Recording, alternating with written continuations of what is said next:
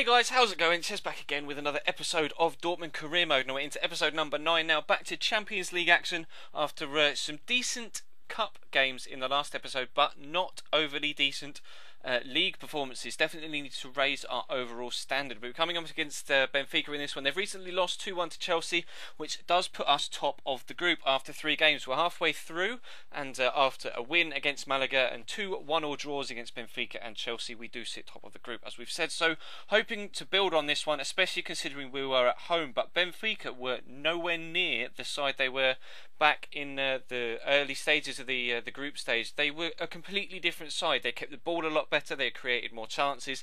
They were definitely a lot better on the ball. They were a lot harder to tackle. They retained possession a lot better, and they actually came very, very close to getting 2 or 3 goals early on in the game. We are into the second half now on the hour mark. Salvio is going to play the ball inside to Cardozo, and I was always very, very wary of that man's left foot. We've seen throughout, especially the last season, but the previous few years in real life, that he has been superb on that left foot. But it was in fact Nicolas Gaitan that was going to cut inside from the left-hand side and power them into the lead in the 75th minute with a decent shot past the goalkeeper. And then we pushed on towards the end of the game, actually trying to get ourselves back into it. Some nice football worked into Nuri Sahin, but unfortunately the effort wasn't anything of any particular note, and we did in fact end up losing that game. You can see heads are definitely held low.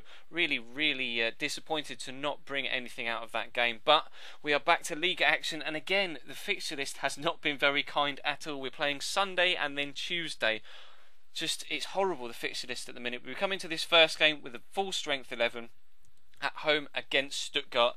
Now the recent decent-ish league performances, but not the best, leave us 10th in the league, but we're not too far away from those European spots, only a couple of points. So hopefully we could pick up a few results, bounce back from that Champions League defeat, then we'd be able to catch up with those at the top of the table. But they came close there. Wiedenfeller showing his good reactions to keep us at 0-0, and then just before the half-time whistle, Lewandowski with a decent first touch, an unorthodox first touch, knocked it very, very high, but got the distance on it to be able to accelerate past the defender, turn inside, and that was a really, really tidy finish. Actually, I was really, really impressed with that.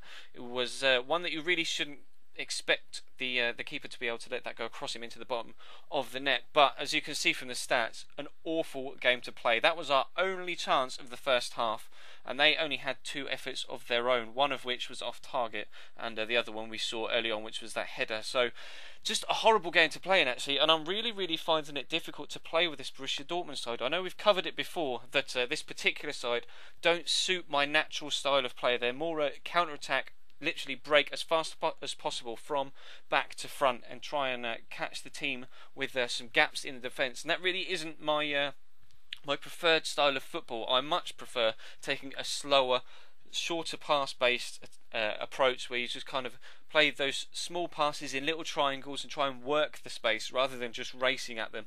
And we actually come into this one, that win against Stuttgart has moved us up to 7th, and we're only 4 points away from Werder Bremen now, who are in that second Europa League spot. So if we could get a decent result here against Augsburg, then we would be in a very, very good position. But to be completely honest, I was having to play a really, really weakened side in this one against Augsburg. Obviously, pardon me, we had to play 2 games, 2 days even, after the game against Stuttgart, and everyone was just completely knackered, and it's really becoming too much of an issue. We've got a very, very small squad at Dortmund. There are a lot of youth players, but honestly, when we're playing on Legendary, none of them are good enough to break into the first team, or even just be used as rotation players.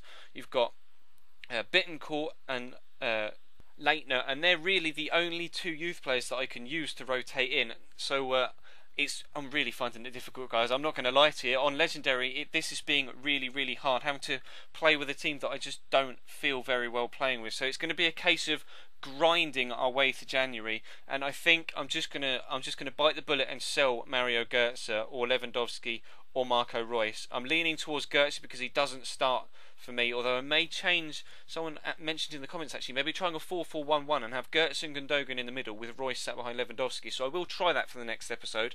But if we can't start picking results up, I am going to have to sell one of the big names in January and bring in some fresh talent that suits my play style, because we're really grinding at the minute. But we've got a decent rest now, an international break before we have to go Chelsea actually come home. They come to the Westfalenstadion, so hopefully we can pick up a result in the Champions League. I would like to maybe raise some extra funds from progressing in the cup competitions, but as you can see, we do still sit 7th in the league, only 3 points away from Werder Bremen, who lost their game. Obviously, we picked up the draw against Augsburg, so we're not out of touch. We're definitely not out of touch. We just need to find that extra gear. So hopefully we can find that in the not too distant future. But that is, of course, going to bring this episode to a close.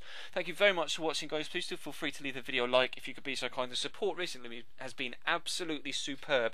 We're getting 30, 35 plus likes on every single video, which I cannot thank you enough for. So links on screen, of course, in the big window to the previous video from this series if you didn't see it. In the little window, a link to a random video from earlier on in the week on this channel. And of course, subscribe if you haven't. That is me doing all my self-promotion whoring, and we're going to wrap it up here, guys. So thank you very much for watching, and I will see you next time.